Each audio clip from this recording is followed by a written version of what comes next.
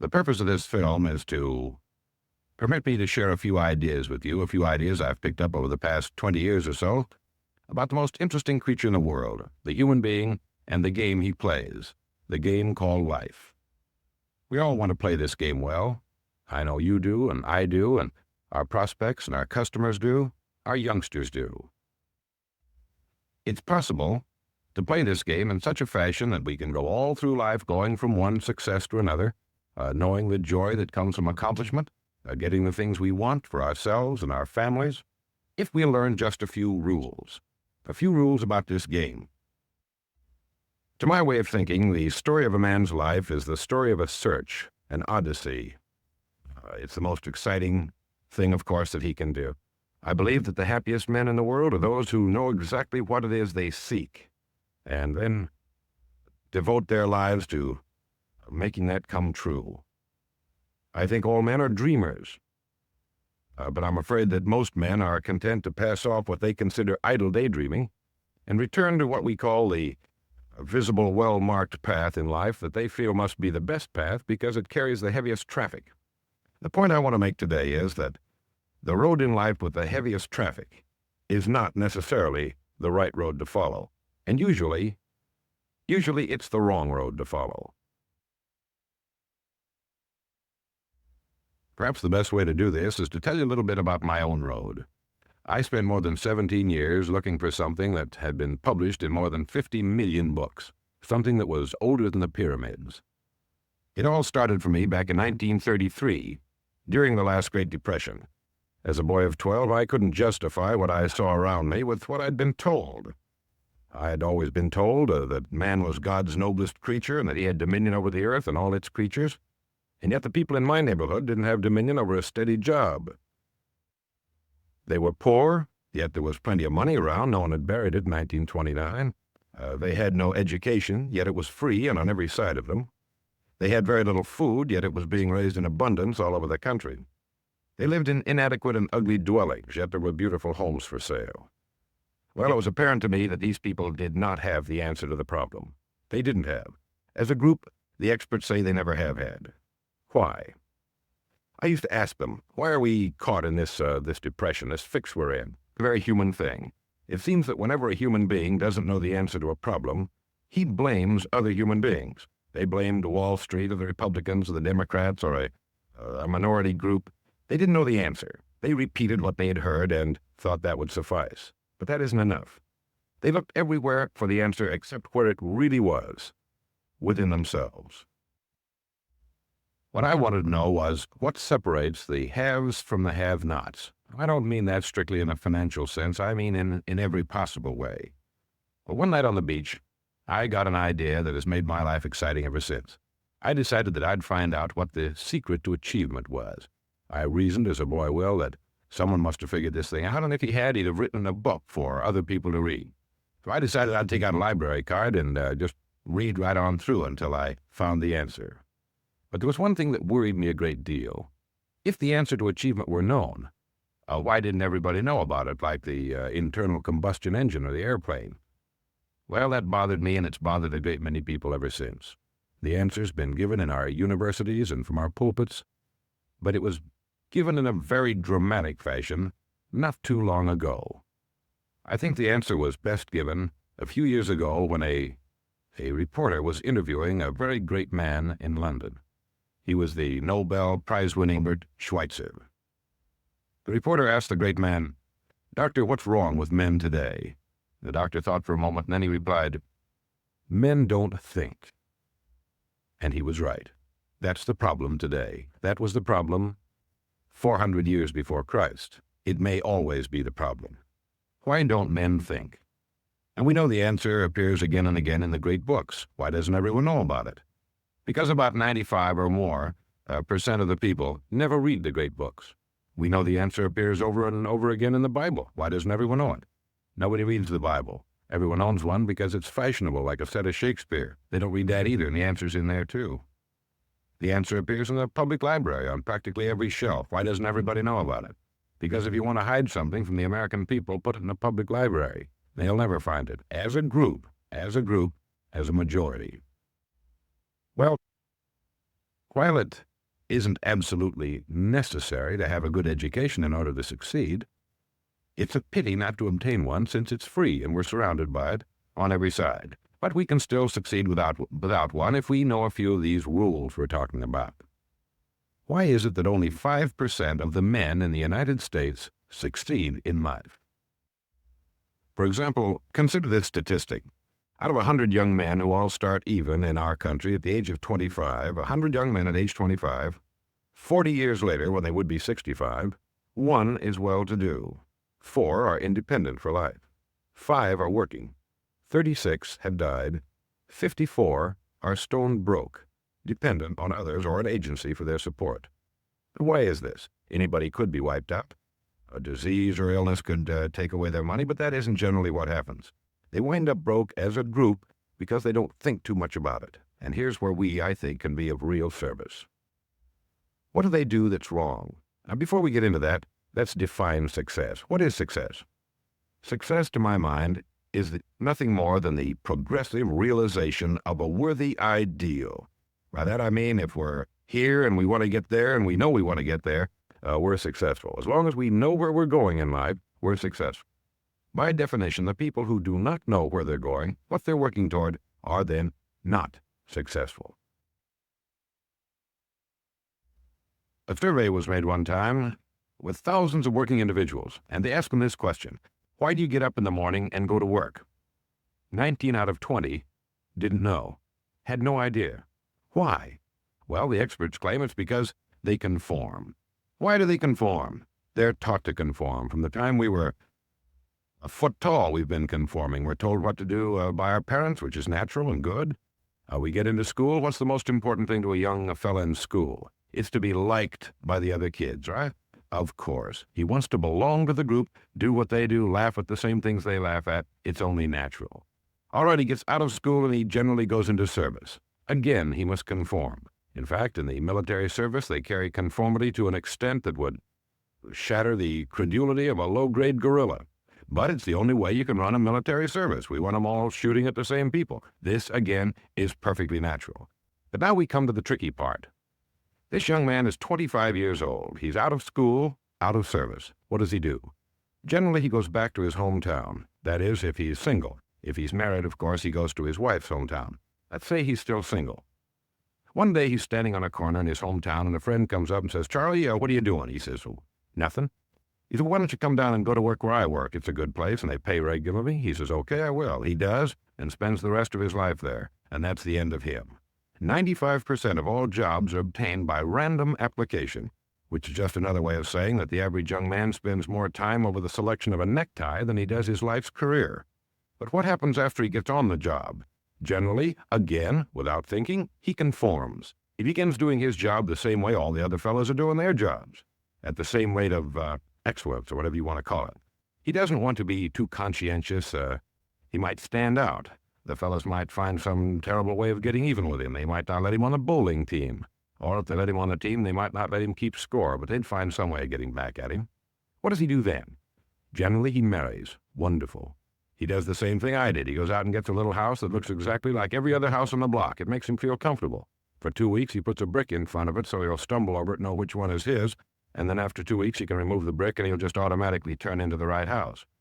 He gets a little car, looks like the other cars, and now here's the American dream. A 40-hour-a-week job, the highest paycheck in the history of the world. He's got 50 years staring him in the face, 50 years in the golden era that man has been dreaming of since the days of Pericles. Now, what's he going to do with them? Well, he works 40 hours a week. This leaves him 72 hours a week when he's neither working nor sleeping. But what does he do with these 72 free hours a week? Almost twice the time he spends on the job earning a living for his family. Generally, he does the same thing with his 72 hours of free time a week that the other fellows are doing with theirs. He does nothing at all with them. On a typical day, he'll get through work and go home and walk in the back door and kiss his wife and say, "I'm tired." No one knows why. They believe that he says that because his grandfather said it back in the time when people really got tired, and it's just sort of been handed down from father to son until he still says it. He eats a very average meal and then usually hurries into the living room where he reaches out and turns on his escape box. The screen lights up and figures and horses and cowboys and things start moving around on there. And so for the next 4 or 5 hours, he becomes lost in a world that he must feel is superior to his own, or he wouldn't be so quick to jump into it, would he? For 4 or 5 hours, he sits there and watches other people earn excellent incomes in the pursuit of their careers, while he doesn't make a nickel and gets the only two things you can get from watching television: red eyes and a hollow head. Oh, there are some wonderful television shows. I watch them myself. I've got a television set. I've got a car, too, but I don't go home at night and ride around the block for 5 or 6 hours. In fact, there's a geneticist who has said that in ages to come, if things go on the way they're going now, we'll no longer have two eyes like we have now. We'll only have one. It'll be up high on the forehead, and it'll be shaped like a television tube. It'll be up high because we'll no longer have any use for a brain at all. I've been watching my kids, and I think their eyes are kind of moving a little bit together. Well, enough of that. For 4 or 5 hours, he sits there watching television until his wife comes in, who is a little more practical than he is, and she taps him on the shoulder and says, "Charlie, it's time to go to bed." He says, "What?" "Oh." And then he reaches out and turns it off, and he knows how to do that. He just turns it off. And then he goes to bed, and the next day he starts this all over again. He does this for 40 years. At the end of that time, he's retired at 65, which always catches him by surprise, even though he knew it was coming for 40 years. And then he dies at 75 or 80 out of sheer boredom. Now, there's nothing wrong with this if we do it deliberately, if that's the way we've decided to spend our lives. But I think the pity comes when it isn't the way we decided to spend it. The pity comes when we're doing it by default, when we're living that way just because our next-door neighbor is. And I think it's time to do a little thinking about it. You see, I believe that everyone owes it to himself to become great at something. And since a man works 40 hours a week, about 50 weeks a year for 40 years, that's time enough to become great at anything. What can we learn from all this? 2 things, I believe. 1, if we're going to be individuals, we've got to be individuals. We have to have individual goals, individual thinking, and individual actions. Individual goals, thinking, and actions. And number 2, we must never conform to the great mass of people. We must love them. We must help them wherever we can, for our success will be determined by the amount of help we can give them. But we should never permit ourselves to become submerged in this suffocating sea of indirection and purposelessness.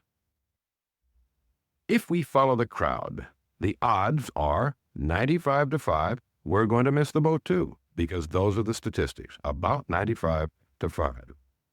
So before we follow the crowd, let's take a look at it. If we flip back through the pages of history, what do we find?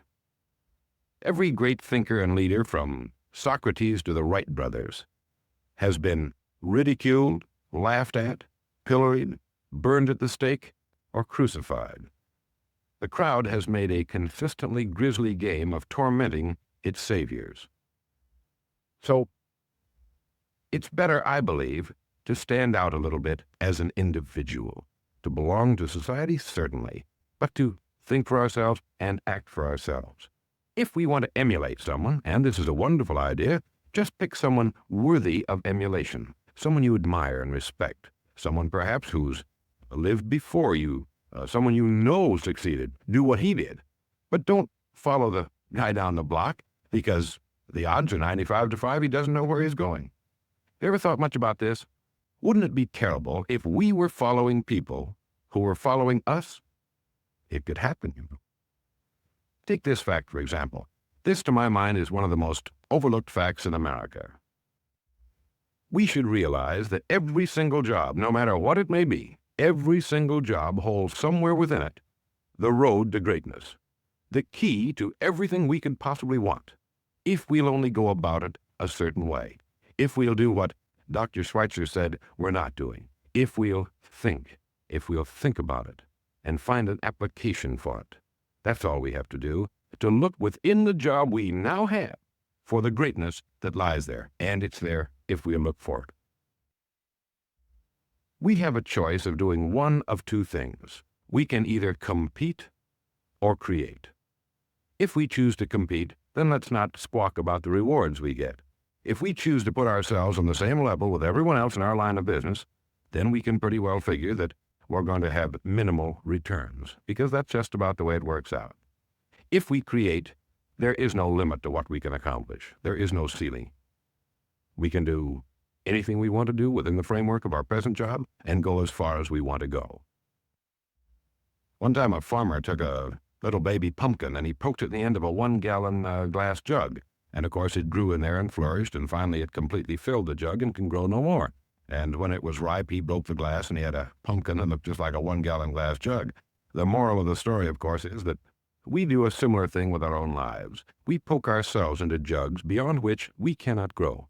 But these limits we impose upon ourselves. No one else does it. Another mistake that I believe the average worker makes is that he thinks he's working for the company. Again, he's wrong. Each of us actually is only working for himself. A great Southern educator tells the story of a wealthy man who was going to go to Europe for several months, and he called a builder he knew over to him, and he said, here's some money, and I've bought this lot over here. I want you to build me a beautiful home on that property.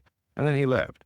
Well, as soon as he was gone, the builder said to himself, well, with him out of the way, I can probably cut a few corners and make myself a pile of loot on this job. Now, this has been done, you know. So he did that, and he built a rather shoddy house instead of the good house he should have built. And when the wealthy man came back, while the builder handed him the keys and said, well, there's your house. How do you like it? And the wealthy man said, well, that's a beautiful home, but it's yours. I wanted you to build it for yourself and your wife and children. We're in the same boat. Every hour of the day, each of us is building his own house. And it will be strong or weak, beautiful or ugly, depending only on the methods of construction we use and the materials we put into it as individuals. No, each one of us is only working for himself, in the last and final analysis, certainly. Now we come to what I call the strangest secret. The reason it's so important that each one of us decide what it is we want to do with our lives, what our goal in life happens to be. You see, after these 17 years of research, I made, which to me was an amazing discovery. I wondered, why is it that people who know where they're going always get there? Like a ship at sea. In fact, that's a good analogy. You might get a picture in your mind of a ship in port, and let's say that its next port of call is Sydney, Australia. How much of your money would you bet that it would not get to Sydney? Well, of course, you wouldn't bet anything that it won't get to Sydney, and the insurance companies will bet that it will. Why? Well, ships are pretty smart. They know that you can only sail to one port at a time, never two. If you ask the captain up on the bridge of that ship what his next port of call is, he'll immediately say, Sydney, Australia. Well, men should be the same way. You should be able to ask anybody what his next port of call is, and he should be able to tell you that also. For 99% of that journey, the captain cannot see the port he's trying to reach, but he knows it's there, and he knows you'll get there if you'll just keep doing certain things a certain way every day until he reaches his port of call. Once it's been reached, he can then rest and relax and then set out to a new port. And that's the way our lives, I think, should be. Why is it then that people who know where they're going, like this ship to Australia, always get there? It's what I like to think of as the strangest secret. All of the great men who have lived for the last 3,000 years since the beginning of Western civilization have been great because they've disagreed with one another on just about everything. That's why they were great. They were right, too. But there's one point on which they were in complete, almost unanimous agreement. I believe it's the simplest and yet one of the most profound statements ever written. And it's simply this: we become what we think about. It's really so simple when you get to thinking about it. Yet, what did Dr. Schweitzer say in London? He said, we don't think. Well, if we don't think, how can we get anywhere? We can't. And unfortunately, a large percentage of the people don't. This is why every person must decide why he's getting out of bed in the morning and going to work, what it is he's working toward. This removes all the doubt, the uncertainty of living. All the little worries and problems and fears seem to disappear, and a man can get all of his energies together and strike out for that which he wants with the certain knowledge that he will attain it. How does this work? This is an interesting thing. Well, I think the best analogy I've run across is that it works like everything else in nature. Everything in nature begins with a seed, a nucleus. And it's the same with the mind of man, with the thought that he places in it. Now, you take the farmer's land out here. It doesn't care what you plant in it. It doesn't care at all. It's neutral. It's only governed by one law. Whatever it is you plant, whatever the seed is that you put in that land, the land must return. The little invisible picture that's in the heart of that seed must be brought up and into physical reality. Well, the mind of man works the same way, except that it's incalculably more powerful, more fertile, more incredible than this farmer's land. And the seed that we plant in our mind is our dream, our goal, the thing we want more than anything else in the world to achieve. Once that's been established, once we fertilize it with our enthusiasm and our faith, it will always grow into reality. It has to. There's no other way it can do anything. Every person at this particular moment is really nothing more than the sum total of his thoughts to this point. And 5 years from now, he'll be the sum total of his thoughts up until that point. So thinking then becomes important. Setting a goal becomes vital. And it can always be done in the job we now have. To me, there's nothing more pitiful than a man who goes through life jumping from one thing to another, forever looking for the pot of gold at the end of a rainbow and never staying with one thing long enough to find it. Let me give you a plan that I guarantee will bring you just about anything you want in the next 5 years if you can buy it with money. It's an interesting little plan, and it shows the power of the human mind. Start getting up an hour before the rest of the family does in the morning. Make yourself a nice fresh pot of coffee and sit down at the kitchen table or in your den with a clean sheet of paper and think of 20 ideas for improving what you now do for a living. Not some strange inventions or something, but 20 ideas on what you now do for a living. 97% of these ideas will be worthless. We know that. But some of them will be good. You'll be getting 100 ideas a week if you don't think on weekends. Now, what do you think the chances are of your getting the idea you've been looking for all the days of your life? The law of averages is on your side, and one idea can make you rich. You only need one. You only need one oil well or one gold mine, and it's available in what you're now doing. This applies to anyone. 20 ideas a day. Becoming great as a salesman is no different really than becoming great at anything else. If you walked into a doctor or a lawyer's office and he didn't have a big library full of books as reference material, you'd probably be a little suspicious of him, and rightly so. But the same thing applies to selling or any other field. There's no such thing as a good job or a bad one, or a good profession and a bad one. Our job is a job or a profession only in the way we handle it. And a salesman needs just as many books as a doctor. He's got to know about the people that he wants to sell. He has to know about his product, about his company, and about the economy. He's got to know a lot of things. And the more he knows, the more he becomes a pro. The more he becomes a professional who's completely removed from economic cycles, ups and downs in our economy. This is the man who can write his own ticket, regardless of economic conditions in the country. What do you suppose would happen if a young man went at his job for 5 years the same way a dedicated medical student has to go at the study of medicine? He'd be a national expert in 5 years. A national expert, and this would accomplish two things. One, he would have found a consuming interest, because when we get interested in our job, it sort of takes over. And secondly, he'd be economically sound for the rest of his life. He wouldn't have any problems about making money. We hear a lot about security these days, this security business. And I think most people have got it backwards. You've heard people say, well, it isn't much of a job, but at least it represents security. There's no such thing as a job that represents security. If you say security in the same sentence with the word job, it's a non sequitur. It has no meaning whatsoever. If a man thinks his security rests on his job and then loses his job, he's lost everything. He's completely demoralized. He's like those people I saw back in 1933. He's lost everything. He's wiped out. Well, if security isn't a job, what is it? There's only one place you can find security. If it isn't there, it isn't anywhere. It's inside of a man. Inside, never outside. If a man has security inside where it belongs, you know it. His wife and children can feel it when he sits down to breakfast with them in the morning, and they're warmed by it. You can see it walking down the street. You can feel it when he enters a room. That's security. And you can take away that man's job or his money or anything else. Take away everything but a wife who's willing to start over, and all of them are. Drop him in any town in America and turn him loose. And you'll go back in a year and find him doing just as well as he was when you found him. You can't keep a good man down. Like cream on milk, you can shake it all day, but the minute you sit it down for a minute, it's going to bounce to the top again. That's security. And it comes from one place. Doing what we do for a living surpassingly well. Each one of us has a private continent, his own divine mind. We know it contains riches beyond belief. But how do you prospect a continent? You dig systematically and with purpose. And that's the way you prospect the mind, by thinking systematically and with purpose and setting the goal you want to reach. I was flying on an airplane someplace not too long ago. I was reading a great play by the Pulitzer Prize-winning playwright Archibald MacLeish, and I ran across something in that play that made me sit bolt upright and think for about the next 15 minutes very seriously. He'd written, "The only thing about a man that is a man is his mind. Everything else you can find in a pig or a horse." Something to think about, isn't it? Everything that means anything to us is connected to us through our mind.